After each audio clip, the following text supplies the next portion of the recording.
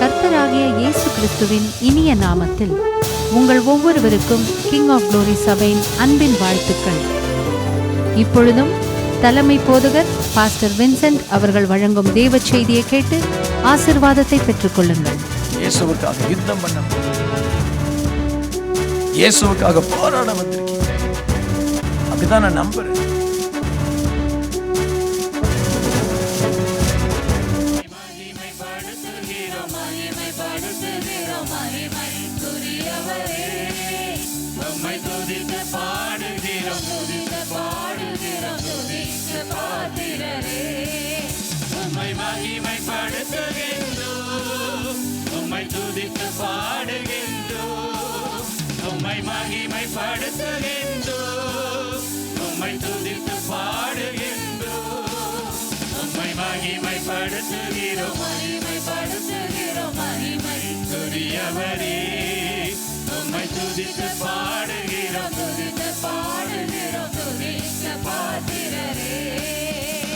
ஆயிரம் தலைமுறைக்கு இரக்கம் செய்பவரே, ஆயிரம் தலைமுறைக்கு இரக்கம் செய்பவரே, ஆபிரகாமின் உடன்படிக்கை நினைவு கூர்பவரே, ஆபிரகாமின் உடன்படிக்கை நினைவு கூர்பவரே, உம்மை மகிமைப்படுத்துகின்றோம், உம்மை துதித்து பாடுகின்றோம், உம்மை மகிமைப்படுத்துகின்றோம், உம்மை துதித்து பாடுகின்றோம்.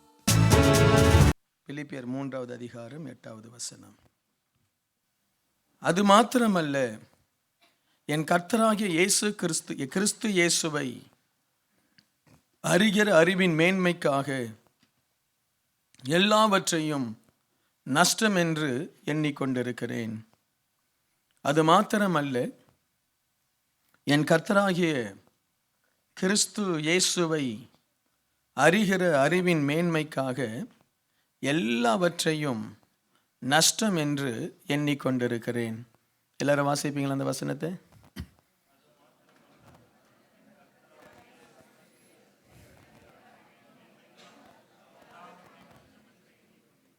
ரொம்ப வெரி ஸ்ட்ராங்காக பவுல் பேசுகிறாரு. அதில் எனக்கு பிடிச்சது என் கர்த்தராகிய கிறிஸ்து இயேசு. சொல்லுங்க, நல்ல சத்தமாக சொல்லுங்க. யாரு? என் கர்த்தராகிய கிறிஸ்து இயேசு. அவரை அறிகிற அறிவின் மேன்மைக்காக எல்லாவற்றையும் நான் நஷ்டம் என்று எண்ணிக்கொண்டிருக்கிறேன். இயேசுவை அறிகிறதற்காக தடையாய் வருகிற எல்லாவற்றையும், ஆண்டவரை பின்பற்றுவதற்கு தடையாய் இருக்கிற எல்லாவற்றையும் நஷ்டமாய் கருதணும். சாது சுந்தர் சிங் அவர்களுடைய சாட்சி நமக்கு தெரியும். அவர் இயேசுவை ஏற்றுக்கொண்ட பொழுது அவருடைய பெற்றோர் சொன்னாங்க, உனக்கு சொத்து எல்லாம் தரமாட்டோம். என்ன சொன்னாங்க? சொத்து தரமாட்டோம். சரி, அந்த சொத்து எனக்கு வேண்டாம், எனக்கு யார் தான் வேணும்? ஏசு. அப்போ சொத்து என்ன? நஷ்டம். எனக்கு உலக சொத்து என்ன? அது நஷ்டம், அது எனக்கு லாபம் இல்லை. அதற்கு பிறகு அவர் நேசித்த, அவருக்கு திருமணம் செய்ய வேண்டிய அந்த பொண்ணை கொண்டு வந்து நிறுத்தினாங்க. இயேசுவை விட இல்லாட்ட அந்த பிள்ளையை நாங்கள் வேற ஒருத்தனுக்கு கல்யாணம் பண்ணி கொடுத்துருவோம். நாங்கள் அவர் சொன்னார், இல்லை பரவாயில்ல, கல்யாணம் பண்ணி கொடுத்துருங்க. அந்த அழகான பெண் அவருக்கு லாபமாக தெரிஞ்சிருந்தா இயேசுவை விட்டுட்டு இருப்பார். அந்த பிள்ளை என்னவா தெரிந்தாது அவருக்கு? நஷ்டம். எனக்கு வேண்டாம், எனக்கு நஷ்டம். இன்றைக்கு நமக்கு என்ன பிரச்சனைன்னா, நிறைய காரியத்தை நம்ம லாபமாக நினைக்கிறோம். சிலுவையை விட, இயேசுவை விட. சில பசங்க இயேசுசாமி வேண்டான்ட்டு போயிட்டாங்க. என்ன தெரியுமா? ஒரு பொண்ணு வந்துச்சு, இயேசுவை வேண்டான்ட்டு போயிட்டாங்க. சில பொண்ணுங்க இயேசுசாமி வேண்டான்ட்டு போயிடுச்சுங்க. என்ன தெரியுமா? ஒரு பாய் ஃப்ரெண்ட் வந்தான். அவன் சொன்னான், நீ சர்ச்சுக்கு போகிறதெல்லாம் எனக்கு பிடிக்காது, நீ இந்த சர்ச்சுக்கு போகக்கூடாது, நீ அதை பண்ணு இதை பண்ணுனாங்க. வேண்டான்னு போயிட்டாங்களே, இயேசு வேண்டான்னு சொல்லி போயிட்டாங்க. அப்பா சொத்து தரமாட்டேன்னு சொன்ன உடனே சொத்து தான்ப்பா எனக்கு லாபம், ஏசு என்ன சொத்தாக தருவார் அப்படின்னு சொல்லி என்ன செய்துட்டானுங்க, சொத்தை பிடிச்சிட்டாங்க. பவுல் சொல்கிறாரு, கிறிஸ்துவுக்காக எதிராய் வருகிற எல்லாமே எனக்கு நஷ்டம், குப்பை. எல்லாவற்றையும் குப்பையாக நான் என்ன செய்கிறேன், கருதுகிறேன், எண்ணுகிறேன். Everything is a waste. இன்னைக்கு அப்படிப்பட்ட ஒரு ஆவி உனக்குள்ள இருக்கணும்னு ஆண்டவர் எதிர்பார்க்கிறார். ஆமென். எல்லாம் குப்பை. அப்படிப்பட்ட ஒரு ஜனத்தை உருவாக்க தான் நான் விரும்புகிறேன். இயேசு தான் எனக்கு. அதனால குடும்பம் வேண்டாமா? இல்லை, குடும்பம் உண்டு. குடும்பத்தை எந்த அளவுக்கு கவனிக்கணுமோ அந்த அளவுக்கு கவனிக்கலாம். அப்பா அம்மாவுக்கு எந்த அளவுக்கு செய்யணுமோ அந்த அளவுக்கு செய்யலாம். அதை விட அதிகம், மற்றவங்களை விட அதிகமாக செய்யலாம். ஆனால் இயேசு கிறிஸ்துவா அப்படின்னு வரும்பொழுது இயேசு தான். இந்த ஆவி தான் ஆண்டவர் நம்மிடத்தில் எதிர்பார்க்கிறார். அல்லேலூயா. கிறிஸ்து ஆண்டவர் இதை தான் சொல்றாரு பாருங்க. லூக்கா 14:27-33. தன் சிலுவையை சுமந்து கொண்டு எனக்கு பின் செல்லாதவன் எனக்கு சீஷனாக இருக்க மாட்டான். என்ன சொல்றாரு? சிலுவையை சுமந்து கொண்டு எனக்கு பின் செல்லாதவன் சீஷனாக இருக்க மாட்டான். அதுக்கப்புறம் ஆண்டவர் 2 உவமைகளை பேசுகிறார். உங்களில் ஒருவன் ஒரு கோபுரத்தை கட்ட மனதாயிருந்து அஸ்திபாரம் போடப்பட்ட பின்பு முடிக்க திராணி இல்லாமற் போனால் பார்க்கிறவர்கள் எல்லாரும் இந்த மனுஷன் கட்டத் தொடங்கி முடிக்க திராணி இல்லாமற் போனான் என்று சொல்லி தன்னை பரியாசம் பண்ணாதபடிக்கு அதை கட்டி தீர்க்கிறதற்கு தனக்கு நிர்வாகம் உண்டோ இல்லையோ என்று முன்பு அவன் உட்கார்ந்து செல்லும் செலவை கணக்கு பாராமல் இருப்பானோ? இதுக்கும் சிலுவையை சுமந்துக்கிட்டு போகிறதுக்கும் என்னையா சம்பந்தம்? இதுக்கும் சிலுவையை சுமந்துட்டு போகிறதுக்கு என்ன சம்பந்தம்? அடுத்து அவர் சொல்றார், அன்றியும் ஒரு ராஜா மற்றொரு ராஜாவோடு யுத்தம் செய்ய போகிற பொழுது தன்மேல் 20,000 சேவகரோடு வருகிற அவனை தான் 10,000 சேவகரை கொண்டு எதிர்க்க கூடுமோ கூடாதோ என்று முன்பு உட்கார்ந்து ஆலோசனை பண்ணாமல் இருப்பானோ? கூடாது என்று கண்டால் மற்றவன் இன்னும் தூரத்தில் இருக்கும் பொழுதே ஸ்தானாபதிகளை அனுப்பி சமாதானத்துக்கானவைகளை கேட்டுக்கொள்வானே. அப்படியே உங்களில் எவனாகிலும் தனக்கு உண்டானவைகளை எல்லாம் வெறுத்து விடாவிட்டால் அவன் எனக்கு சீஷனாக இருக்க மாட்டான். 2 வித்தியாசமான உவமை. அதில் ஆண்டவர் என்ன சொல்றாரு? தனக்கு உண்டானவைகள் எல்லாம் வெறுத்து விடாவிட்டால் எனக்கு சீஷனாக இருக்க மாட்டான். தன் ஜீவனை சிநேகிக்கிறவன் அதை இழந்து போவான். இந்த உலகத்தில் தன் ஜீவனை வெறுக்கிறவனோ அதை நித்திய ஜீவ காலமாய் காத்துக்கொள்வான். ஆண்டவர் சொல்றாரு, என் சிலுவையை சுமந்துட்டு நடக்கிறது சும்மா இல்லை, அது ஒரு கோபுரத்தை கட்டுற மாதிரி. என் சிலுவையை நீ சுமக்கணும் அப்படின்னு நினைச்சீன்னா உட்கார், நல்லா யோசி, சும்மா சும்மா கையை தூக்காது. நான் ஊழியத்துக்கு வருவேனா சும்மா கையை தூக்காது. நான் ஆண்டவருக்காக பெரிய காரியம் செய்வேன்னா கொஞ்ச நேரம் ஆவியில் நிறைஞ்சிட்டு சும்மா கையை தூக்காது, உட்கார்ந்து யோசி.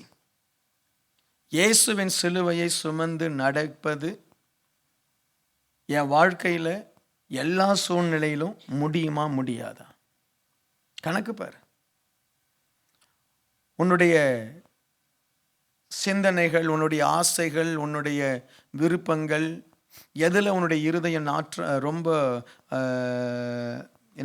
ஒரு நாட்டம் கொண்டிருக்கிறது, எங்கே உன் இருதயம் இருக்குது, அதை அழிக்க உன்னால் முடியுமா முடியாதா? கணக்கு பார். ஒரு கோபுரத்தை கட்டுவதற்கு முன்பு அதை உட்கார்ந்து கணக்கு பார். கட்ட முடியுமா முடியாதா? கிறிஸ்துவ ஜீவியத்தில் பாதி ஜீவியம் கட்டிட்டு அவமானப்படாது. ஆமென். பாதி வாழ்க்கை, கிறிஸ்துவ வாழ்க்கை வாழ்ந்துட்டு அவமானப்படாது. உனக்கு நிறைய பாடுபடணும், நிறைய கஷ்டப்படணும், நிறைய பிரயாசப்படணும். கிறிஸ்தவ ஜீவியம், சிலுவையை பின் சுமந்து செல்கிற ஒரு ஜீவியம் என்பது இட்ஸ் நாட் ஈஸி, ரொம்ப கஷ்டம். ரொம்ப பிரயாசப்படணும். பணம் செலவழிக்கிறதை போல உன்னுடைய ஆத்மாவை செலவழிக்கணும். உன்னுடைய கான்சன்ட்ரேஷன் அதில் இருக்கணும். நான் எப்படிப்பட்டதை நான் கட்ட முடியும்? யோசி. பெரிய காரியம் செய்கிறேன்னு சொல்லிட்டு சின்ன குடிசையை கட்டாத. உன்னுடைய பட்ஜெட் என்ன?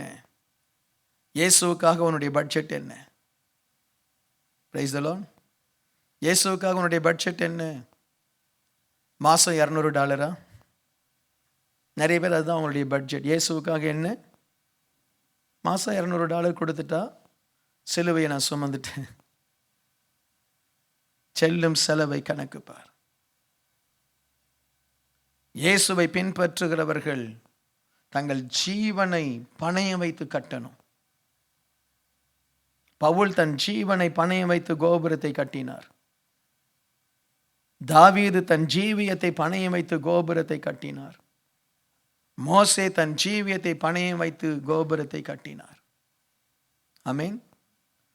நீ ஆண்டவருக்காக ஒரு ஊழியம் செய்கிறியா? உட்கார்ந்து யோசி. நான் ஆண்டவருக்காக ஏதோ ஒரு என்னால் பிரதர் என்னால் ஒரு $200 தான் தர முடியும். அதுதான் $200 தர ஆளாக இருந்தீன்னா ஒரு ஓரத்தில் உட்கார். Praise the Lord. ஒரு ஓரத்தில் உட்கார். பெருசா அதை பண்ணுவேன் இதை பண்ணுவேன்னு பேசாது. ஜீவனை தர்றவங்களை தான் இங்கே ஆண்டவர் கேட்குறார். நான் சொல்றது விளங்குதா உங்களுக்கு? ஜீவன். நான் கோபுரம் கட்ட போறேன் இயேசுவுக்காக. நான் சிலுவையை சுமந்து பெரிய காரியம் செய்ய போறேன். அதிகாலையில் எழும்பணும். பல மணி நேரம் வேதம் வாசிக்கணும். உண்மையான இருதயத்தோடு நிற்கணும். லாபமோ நஷ்டமோ கர்த்தருக்காக ஓடணும். நிந்தை வரும், அவமானம் வரும், பொய் குற்றச்சாட்டு வரும், ஏளனம் வரும், சகிக்கணும். ஜீவனை பணயம் வைத்து கோபுரம் கட்டணும். எனக்கு வாழ்க்கையில் எதுவுமே நடக்கக்கூடாது பிரதர். நான் சர்ச்சுக்கு வருவேன், சும்மா அப்படியே ஒரு வாழ்ந்துட்டு அப்படி ஒரு பாட்டில் ஒரு கொயரில் கொஞ்ச நேரம் இருந்துட்டு நான் போவேன். எத்தனை பேருடைய கோபுரம் பாதியில் நிற்கிது எனக்கு தெரியலை. எத்தனை பேருடைய கோபுரங்கள் இடிந்து கிடக்குது எனக்கு தெரியலை. எத்தனை பேர் கற்பனையில் கோபுரம் கட்டுறீங்கன்னு தெரியலை. ஆண்டவர் சொல்றார், உட்கார்ந்து கணக்கு பார். இயேசுவுக்காக என்ன செய்தன்னு உட்கார்ந்து கணக்கு பார். அப்பப்போ இன்டர்நெட் பேங்கை திறந்து எவ்வளோ பணம் இருக்குன்னு சொல்லி கணக்கு பார்க்குறல்ல? என்ன எங்கே எவ்வளோ சொத்து வாங்கி வச்சுருக்கோம், சொத்து மதிப்பு எவ்வளோ ஏறுச்சு கணக்கு பார்க்குறல்ல? 80 பவுன் வந்துருச்சு, இன்னும் 20 பவுன் வந்தால் 100 பவுன் வந்துடும். கணக்கு பார்க்குறல்ல? இயேசுவுக்காக எண்ணத்தை கட்டியிருக்கிற கணக்கு பார். ஆமென். ஆண்டவர் சொல்றாரு, ஏசாமி சும்மா பேசுவாரா? தன் சிலுவையை சுமந்து கொண்டு எனக்கு பின் செல்லாதவன் எனக்கு சீஷனா இருக்க மாட்டான். உங்களில் ஒருவன் ஒரு கோபுரத்தை கட்டத் தொடங்க மனதாய் இருந்து. உன் கோபுரம் எப்படி இருக்கு பிரதர்? உன் கோபுரம் எப்படி இருக்கு? எத்தனை பேர் உங்க கோபுரத்தை கட்டிட்டு இருக்கிறீங்க? எத்தனை பேருடைய முழங்கால்கள் ஆண்டவருடைய கோபுரம் சபை கட்டப்பட பயன்படுது? நினைச்சிட்டு இருக்கிறோம் சபை அப்படின்னா சும்மா வந்து ஒரு பாட்டு பாடிட்டு ஒரு காணிக்கை போட்டுட்டு ஆண்டவருக்காக ஸ்தோத்திரம் சொல்லிட்டு டெய்லி ஒரு அரை மணி நேரம் ஜெபம் பண்ணிட்டு ஆண்டவர்கிட்ட போய் நின்றுடலாம். அவமானப்பட்டு போவோம். உன் கோபுரம் எங்கேன்னு ஆண்டவர் கேட்பார். எனக்காக என்ன கட்டின? எனக்காக என்ன கட்டின? எனக்காக என்ன செய்த? சொல்ல முடியுமா? நான் 2 ஃப்ளாட் வாங்கி வச்சிருக்கிறேன் இந்தியாவில் ஆண்டவரே. சொல்ல முடியுமா? கோபுரத்தை கட்டு. உட்கார்ந்து கணக்கு பாரு. உன்னை குறித்து உனக்கு என்ன, what is your quality or what is your உன்னுடைய டேலண்ட் என்ன, உன்னை பற்றி உனக்கு தெரியணும். இந்த சபையில் எத்தனை பேர் கோபுரம் கட்டினவங்க? எத்தனை பேர் கோபுரம் கட்டினவங்க? இல்லை நீ உன்னை நீயே நான் நல்லா செய்கிறேன், உன்னை நீயே ஏமாத்திக்க போறியா? நான் நல்லா செய்கிறேன், நான் ரொம்ப நல்லா இருக்கேன், நல்லா ஜெபம் பண்ணுறேன். உனக்கு ஒரு கோபுரம் இருக்கணும். அந்த கோபுரம் ஆண்டவர் பார்ப்பார். ஆண்டவர்ட்ட கிருபை கேட்குறியே, கிருபை தாரும் கிருபை தாரும். அந்த கிருபைக்காக என்னத்தை கட்டினேன்? நான் சொல்றது விளங்குதா உங்களுக்கு? நிறைய பேர் கட்ட ஆரம்பிக்கல. வருஷங்கள் போயிடுச்சு, 45 ஆயிடுச்சு, 50 ஆயிடுச்சு. என்னத்தை கட்ட போறீங்க? என் சிலுவையை சுமந்து கொண்டு எனக்கு பின்பாய் வருகிறவன் ஒரு கோபுரத்தை கட்டுவதை போல தான் முழு டைம் அதில் போடணும், தான் முழு இருதயத்தை அதில் ஊத்தணும். உனக்கு கடன் இருக்கும், எனக்கு கடன் இருந்தது, கடனுக்கு மத்தியில கோபுரத்தை கட்டினேன். எனக்கு வேலை இருந்தது, வேலைக்கு மத்தியில கோபுரத்தை கட்டினேன். என் பிரச்சனைகளுக்கு மத்தியில கோபுரத்தை கட்டினேன். எனக்கு எத்தனையோ போராட்டம், என்னை எவ்வளவோ அவமானப்படுத்தாங்க. இன்னைக்கு வரைக்கும் அவமானத்தோடு தான் என் கோபுரத்தை கட்டிட்டு இருக்கேன். ஏன்னா நான் சிலுவையை சுமக்கணும்னு சொல்லி என்னுடைய 17வது வயதில் ஒப்பு கொடுத்தேன். நான் சுமக்கிறேன், கோபுரத்தை கட்டுறேன்.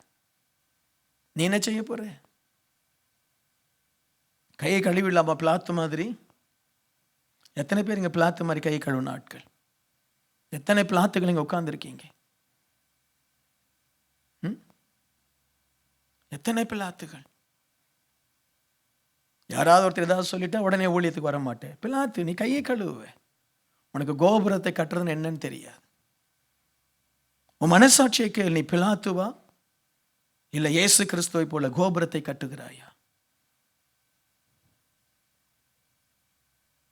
எத்தனை பிலாத்துகள் இங்க உட்கார்ந்து இருக்கிறீங்க? ஏதாவது ஒரு பிரச்சனை வந்து அடுத்து நம்ம செய்யறதுன்னு கையை கழுவிட்டு போயிட்டே இருப்போம். உடம்பு வலிச்சிடக்கூடாது, உடம்பு வலிச்சிடக்கூடாது. ஆண்டவருக்காக கோதுமை மணி போல விழணுமே, ஆண்டவருக்காக மரிக்கணுமே, அதற்காக தான் நீ அழைக்கப்பட்டு.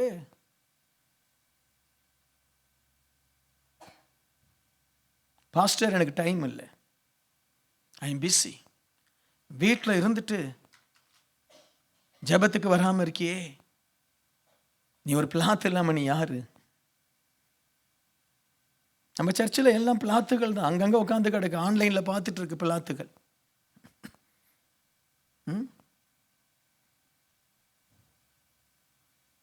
ஆன்லைன்ல பார்க்கிற பிளாத்துகள். கோபுரத்தை கட்டு, கோபுரத்தை கட்டு. உன்னை பார்த்து ஆண்டவர் கேட்கிறார், கோபுரத்தை கட்டு. அதுக்கு செல்லும் செலவை உட்கார்ந்து பாரு. கண்ணீர், உபத்திரவம், பாடு, நிந்தை, அவமானம். ஆமா, அதுதான்.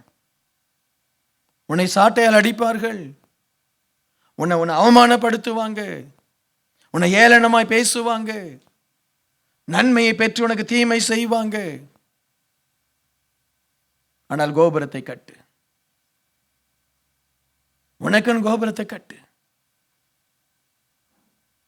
முட்டியில நெல்லு. ஆண்டவரை பார்த்து, ஆண்டவரே நான் ஒரு கோபுரத்தை கட்டணும் ஆண்டவரே. அடுத்து சொல்றாரு, உன்னை எதிர்க்க வர்றவங்க 20,000, 10,000, 20,000 பேரோடு வராங்க. நீ 10,000 தான், உன் ஸ்ட்ரென்த் கொஞ்சம் தான். உன் சத்துரு பெரியவன், உன் சத்துரு பெரியவன்.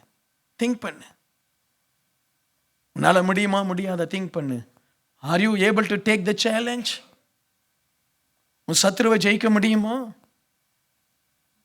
இல்லை நீனு மாம்ச பலத்தை தான் பார்த்து நிற்கிறியா? என்னால் 10,000 பேர் தான், எனக்கு பலன் இல்லை, எனக்கு பலன் இல்லை, எனக்கு பலன் இல்லை, என்னால் முடியாது, என்னால் முடியாது, என்னால் முடியாது, என்னால் முடியாது. இதை சொல்லவா நீ அழைக்கப்பட்டு? எனக்கு பெரிய பிரச்சனை பாஸ்டர், என்னால் முடியாது, ஐ cannot take it. ஆண்டவர் சொல்றாரு, நீ சேனைக்குள்ள பாய வேண்டிய ஆள் அல்லவா? உன் விசுவாசம் எங்கே? பிரச்சனையோடு சமாதானம் பேச போறியா? இல்ல ஆண்டவர் எனக்கு என்னத்தை சொன்னாரோ அதை நான் செய்து முடிப்பேன், செத்தாலும் சாகிறேன். அவங்க தான் கோபுரத்தை கட்டுவாங்க. நிறைய பேர் ஊழியத்தில் சேலஞ்ச் எடுக்கிறது இல்லை. சேலஞ்ச். கிங் ஆஃப் க்ளோரி சின்ன சர்ச் தான், சேலஞ்ச். எங்களோடு இருக்கிறவர் பெரியவர். சாதிக்க முடியல, சாகுறோம். We are ready to die, then give up. We are not here to give up. We will face the battle until the last moment. Victory or death, we are not worried. நாங்கள் ஜெயிக்கணும். உலகத்தோடு பிசாசோடு சமாதானம் பண்ண நாங்கள் வரல. யாரோடு சமாதானம் பண்ண வரல. சிலுவையை சுமப்பது உலகத்தோடு சமாதானம் பண்ணல. உலகத்தின் காலில் விழுந்து எங்களை விட்டுடுங்கன்னு சொல்லல. தலை போனா போட்டோம். ஆமென். மனுஷன் முன்னாடி நின்றுட்டு கையெடுத்து எனக்கு உதவி செய்யுங்க, என்னை விட்டுடுங்கன்னு சொல்லல. எங்களுக்கு ஒரு தேவன் இருக்கிறார். ஆண்டோடைய சமூகத்தில் போய், ஆண்டவரே இந்த சனகரிப்பு எனக்கு இப்படி ஒரு கடிதம் அனுப்பியிருக்கிறான்னு சொல்லி எங்க தேவனுடைய பாதத்தில் தான் நாங்கள் விளைவோமே வெளிய சனகரிப்புக்கு நாங்கள் லெட்டர் அனுப்ப மாட்டோம். ஆமென். சிலுவையை சுமக்கணும். It's a challenge. It's a battle. பசி இருக்கும், பசியோடு படுப்போம், அவ்வளவுதான். தேவனை முறுமுறுக்க மாட்டோம். பிரச்சனை ரொம்ப பெருசா இருக்கும், பண தேவை ரொம்ப பெருசா இருக்கும். எங்ககிட்ட இருக்கிறது 5 அப்போ 2 மீன் தான். பட் போதும், இன்னைக்கு இருந்தா சாப்பிட்டுட்டு தூங்குவோம், நாளைக்கு இல்லையா பட்டினியா இருப்போம். நாங்க ஜெயிக்கணும். கிறிஸ்து ஒரு நாள் நம்மை தோல்விக்காக படைக்கல.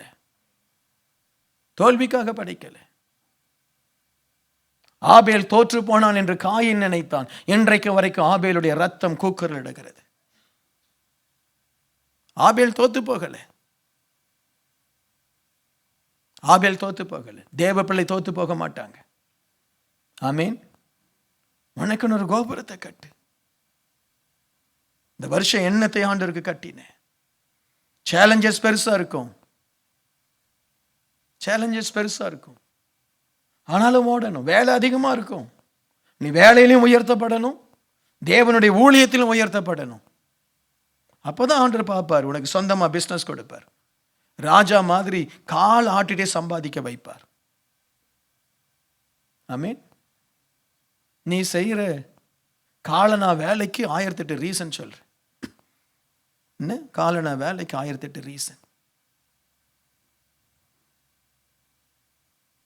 எது முக்கியம்? தேவனுக்காக சேலஞ்சஸ் எடுக்கணும். தன் ஜீவனை சிநேகிக்கிறவன் அதை இழந்து போவான். Very strong statement. நீ கோபுரத்தை கட்ட போறியா, எதிரியை மேற்கொள்ள போறியா, இல்ல உன் ஜீவனை நேசிக்கிறாயா, உன் சுகத்தை நேசிக்கிறியா, உன் விருப்பம் நிறைவேறணும் நேசிக்கிறியா? இன்னைக்கு சபையில கூடி வர ஜனங்கள் கூடி வர நோக்கமே ஜீவனுக்காக வராங்க. சாகரத்துக்காக சபைக்கு வரணும். எதுக்காக சபைக்கு வரணும்? சாக வரணும். இன்னைக்கு எதுக்கு சபைக்கு வரீங்க? எனக்கு ஜீவன் வேணும், எனக்கு ஆசீர்வாதம் வேணும், எனக்கு ஐஸ்வர்யம் வேணும். சாக வரணும். இயேசுவுக்காக சபையில சாக வரணும். ஆண்டவரே, இன்னும் நான் எங்கே உயிரோடு இருக்கிறேன்? இன்னும் எனக்குள்ள என்ன குறை இருக்கு? என்னை சிலுவையில அறைகிறேன் ஆண்டவரே. ஆண்டவர் சொல்ற, நான் உனக்கு ஜீவனை கொடுப்பேன். ஹல்லேலூயா. சாகதான் சில ஜபத்துக்கு மொட்டி போடுறதே சாகிறதுக்கு தான். சுயம் சாகணும்.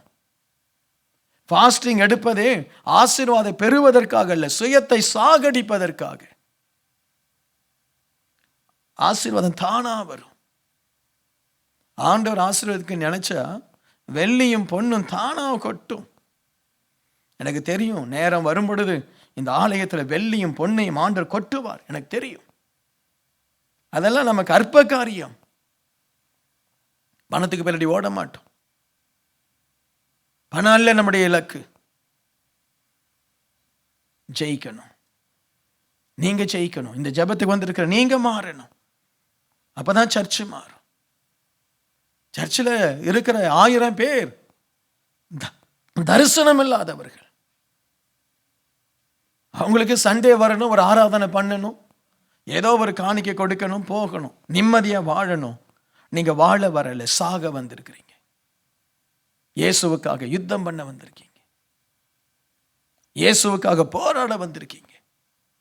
அப்படிதான் நான் நம்புறேன். என் பிரசங்கத்தை எத்தனை பேர் ஏற்றுக்கொள்றீங்க? ஆமென். உங்களுக்கு இந்த பிரசங்கம் பிடிக்கலன்னா நாளைக்கு நீங்க வர வேண்டாம். என்ன? வர வேண்டாம். இந்த 7 நாள் இப்படி தான் இருக்க போகுது. 10 பேர் வந்தா போதும். எனக்கு 10 பேர் வந்தா போதும்.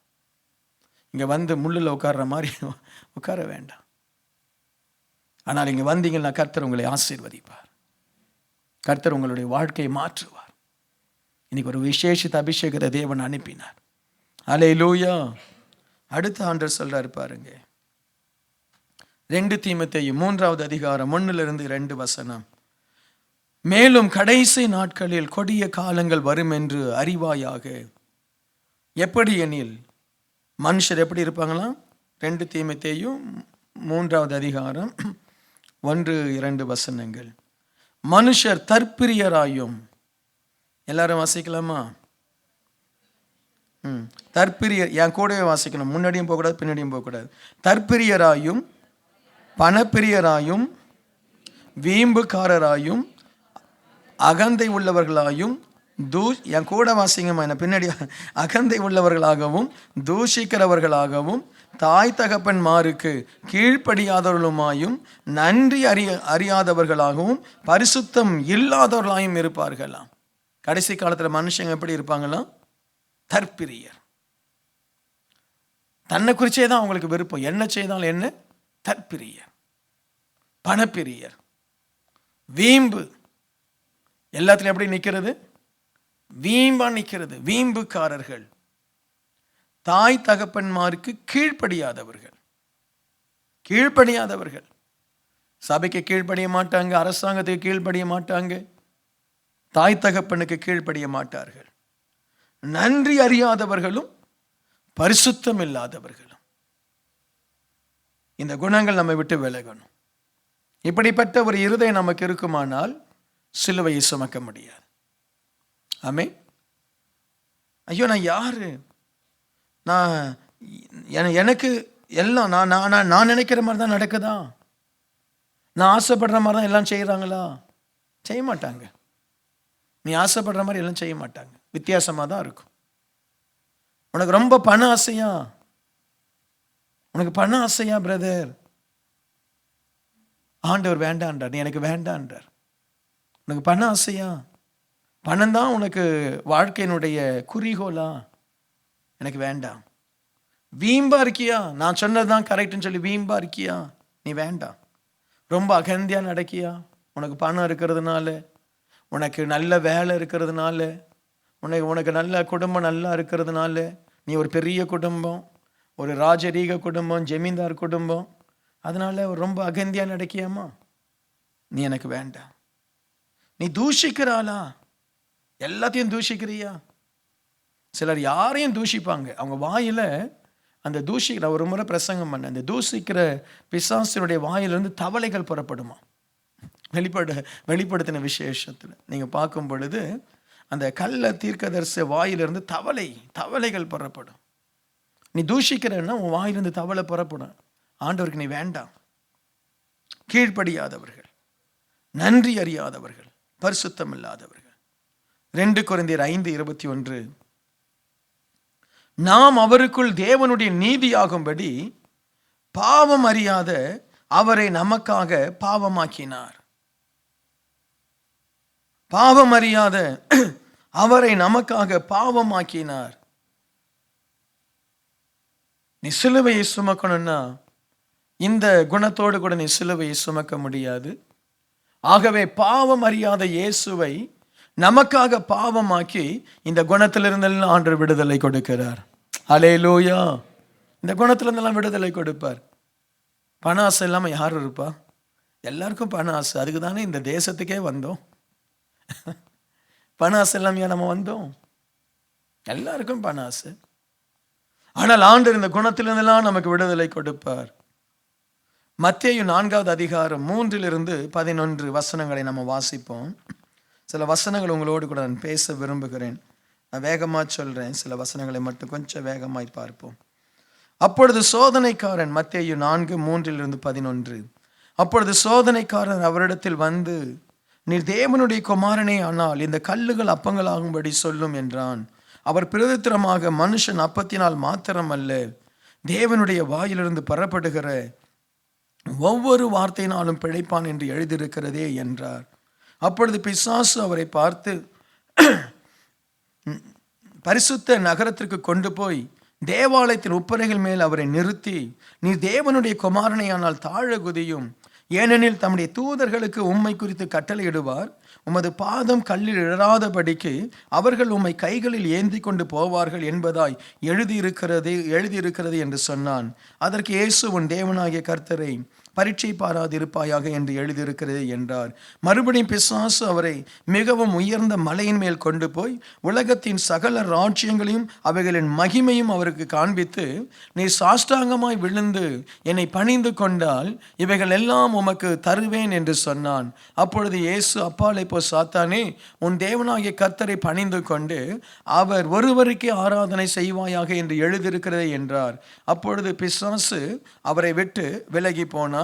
உடனே தூதர்கள் வந்து அவருக்கு பணிவிடை செய்தார்கள். இந்த பகுதி நமக்கு தெரியும். 40 நாள் உபவாசம் இருந்து இயேசு வருகிறார், பசியா இருக்கிறாரு. உடனே பிசாசு சொல்றான், நீங்க என்ன செய்யுங்க, இந்த கல்லெல்லாம் அப்பங்களாய் மாத்திருங்க.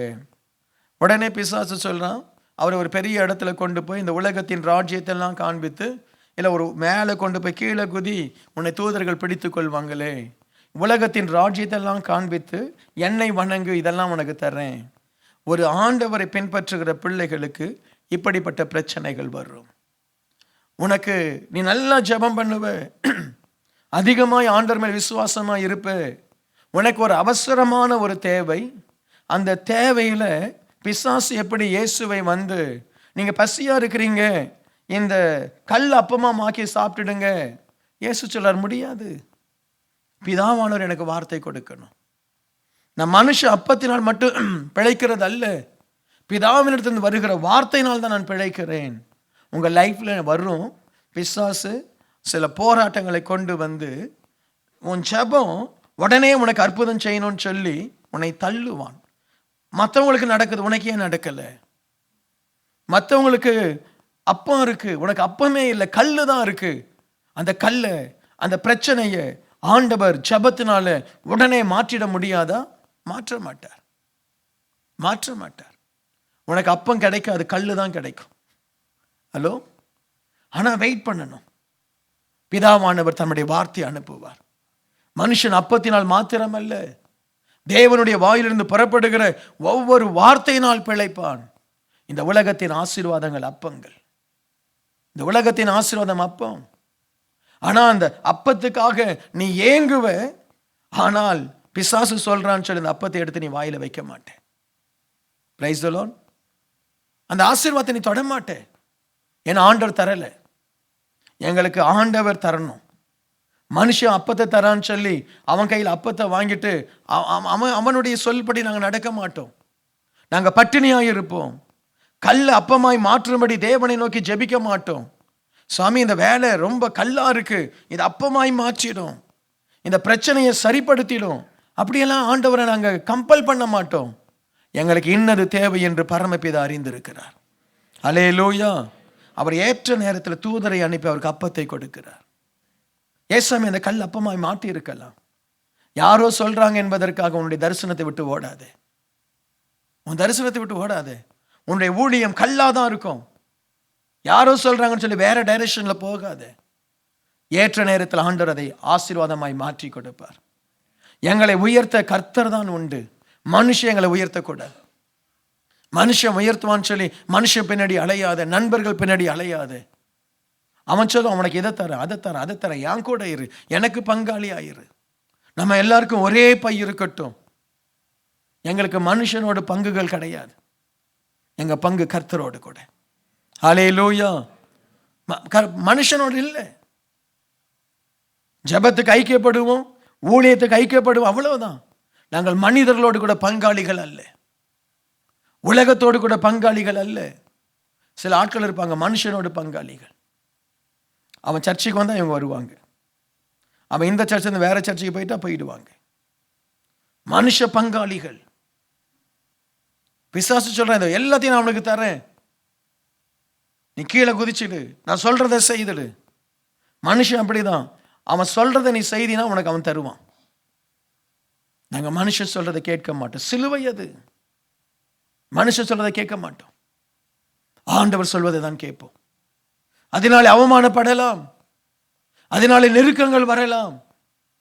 ஆண்டவர் ஈஸியா எங்களுக்கு எதுவும் வேண்டாம் ஐயா, கர்த்தர் கொடுத்தா வாங்கி கொள்வோம். பிரைஸ் எல்லாம். எனக்கு ஒரு உயர்வு வருது, என் காலில் விட நான் அவனை உயர்த்திடுவேன். யார் காலையும் நீங்க விழக்கூடாது, யார் காலையும் விழக்கூடாது. மனுஷங்கிட்ட போய் கெஞ்சக்கூடாது, தெரியுமா?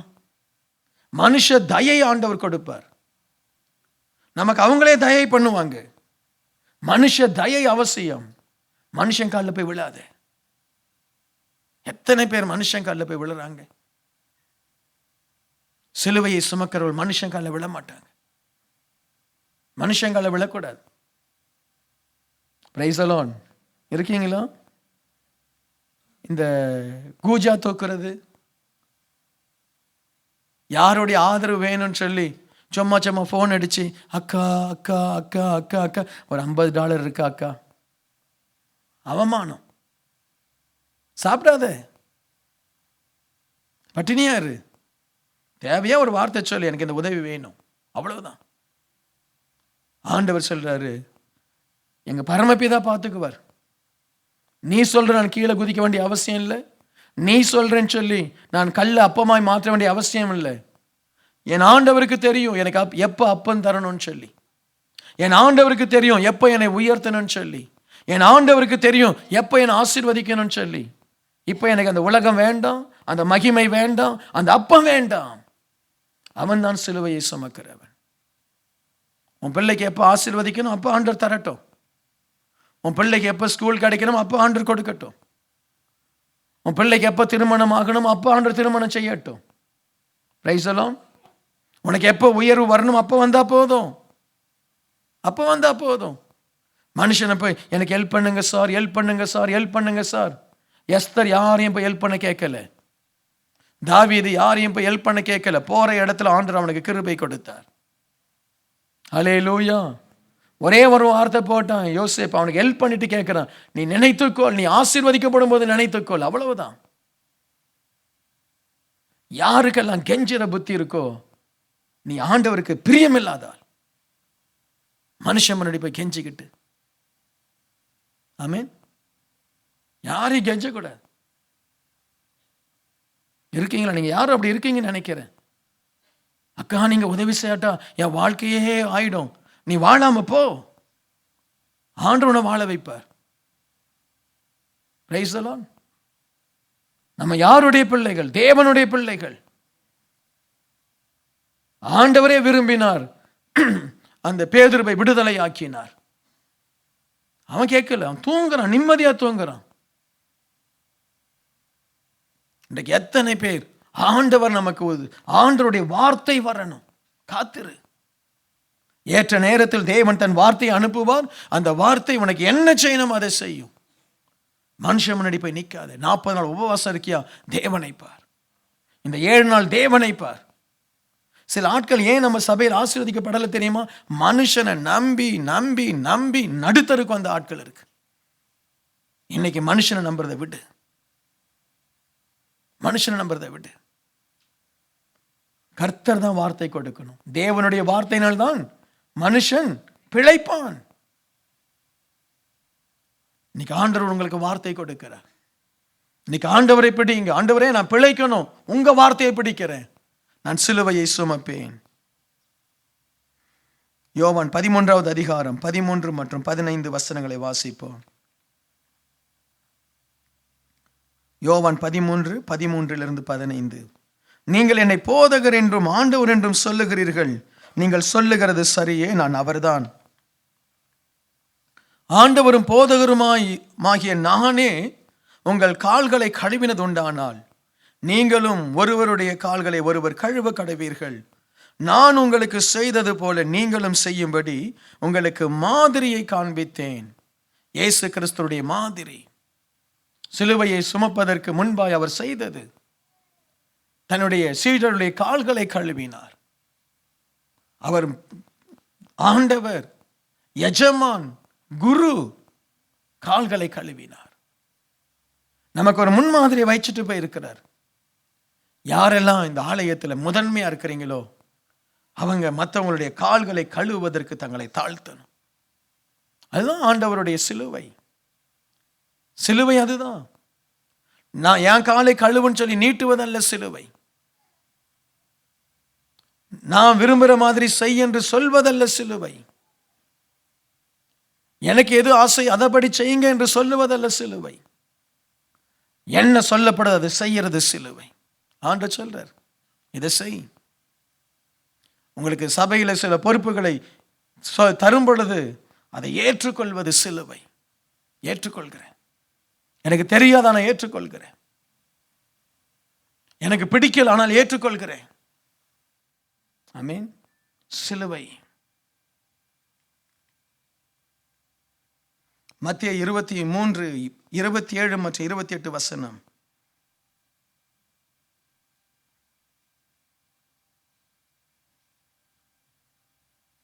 திரளான ஜனக்கூட்டம் அவருக்காக புலம்பி அழுகிற ஸ்திரீகளும் அவருக்கு பின் சென்றார்கள். இயேசு அவர்கள் முகமாய் திரும்பி, எருசலேம் குமாரத்திகளே, நீங்கள் எனக்காக அழாமல் உங்களுக்காக உங்கள் பிள்ளைகளுக்காகவும் அழுங்கள். எனக்காக அழாதீங்க. சிலுவையை சுமக்கிற பிள்ளைகள் தங்களுக்காக அழுவதற்கு மற்றவங்களை கூப்பிடக்கூடாது. மற்றவங்களுக்காக தான் நம்ம அழணும். ஆமீன். சிலுவை சுமந்த ஆண்டவர் சொல்றாரு, எனக்காக அழாதே.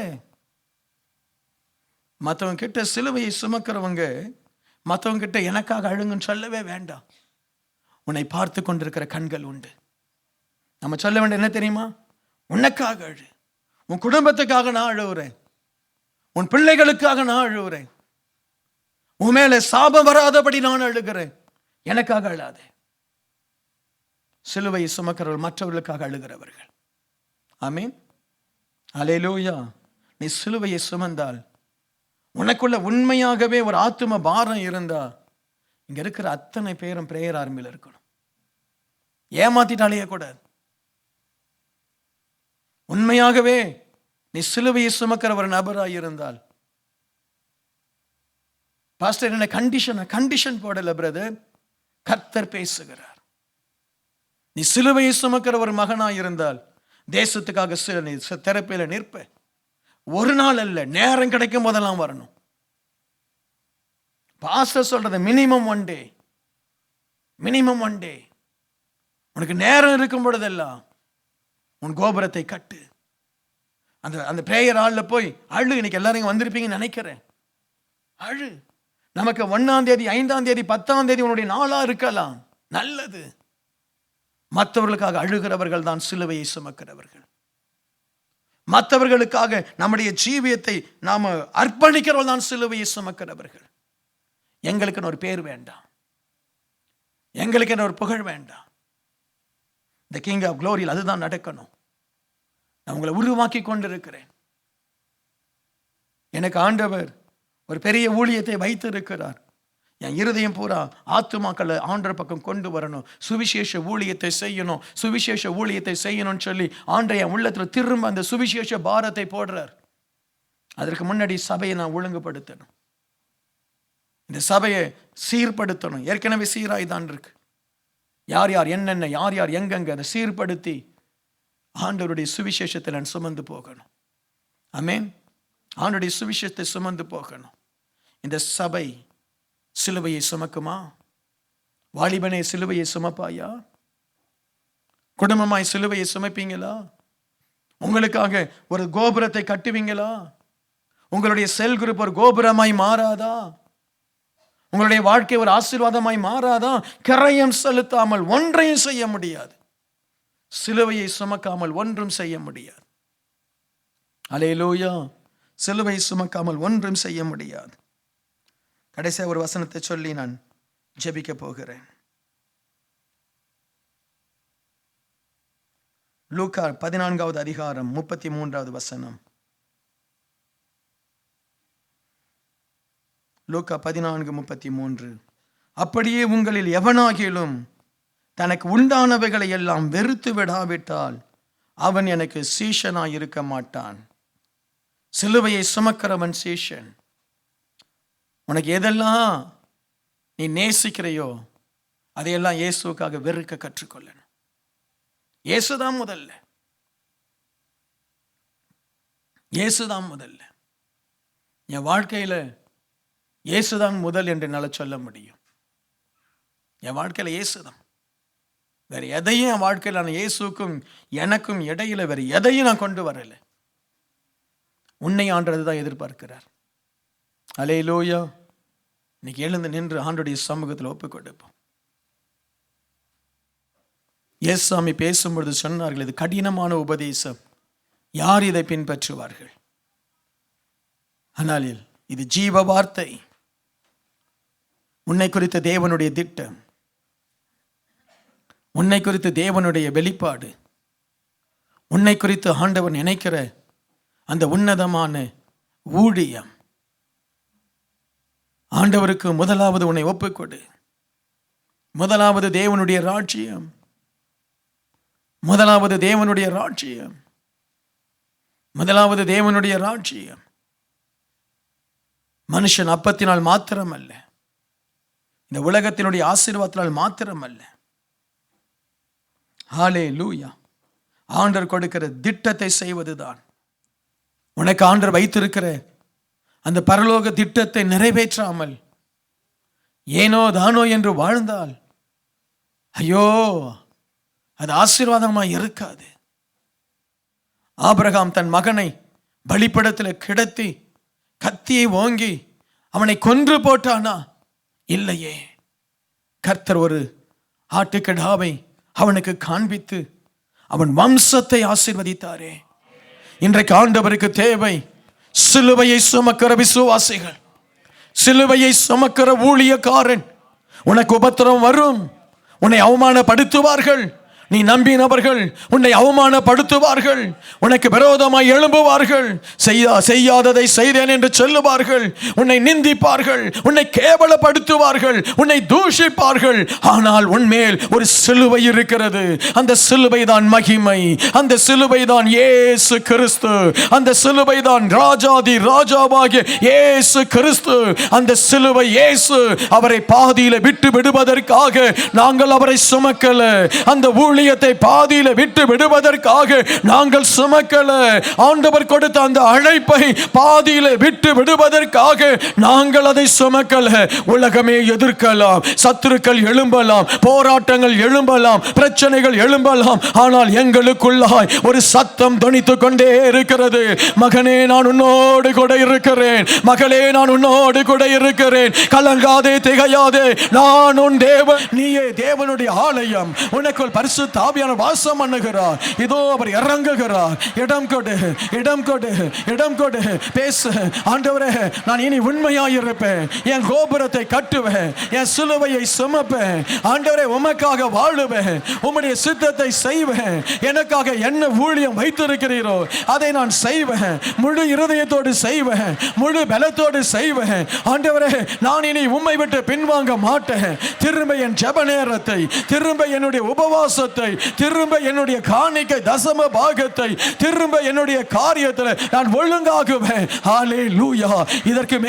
இதற்கு மேல் தேவனை கோபப்படுத்தாதே, இதற்கு மேல் தேவனுக்கு கோபத்தை மூட்டாதே.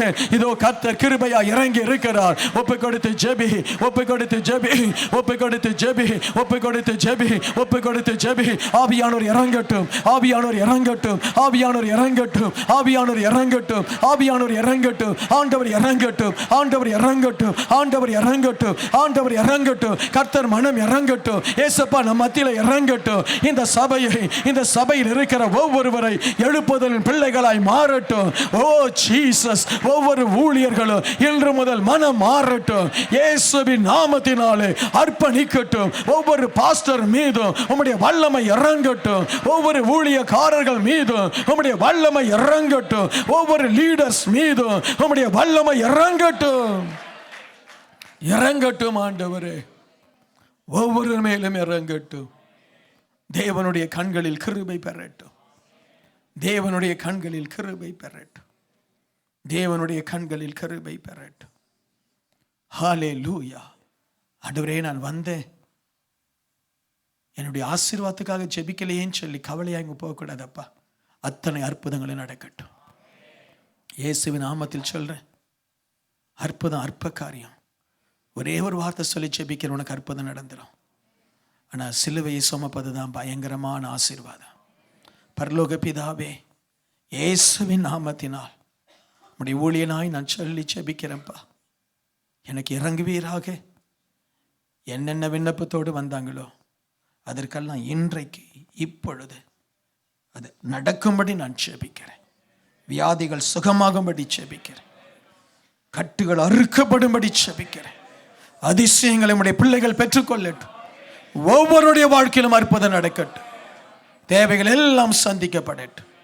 நம்முடைய பிள்ளைகளை வாளாக்காமல் தலையாக்கும். ஆசீர்வதிக்கிறேன் இயேசுவின் நாமத்தில் பிதாவே.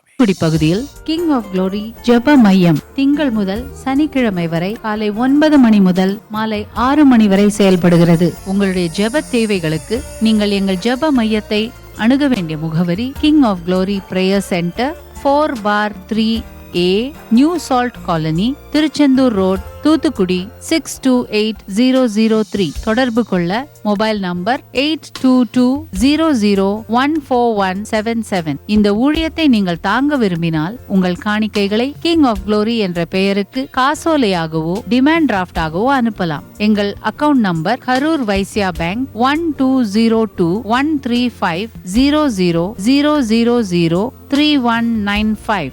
IFSC code KVBL 0001-202. தயவு செய்து உங்கள் தசம பாகங்களை எங்களுக்கு அனுப்ப வேண்டாம். அது உங்கள் சபைக்குரியது.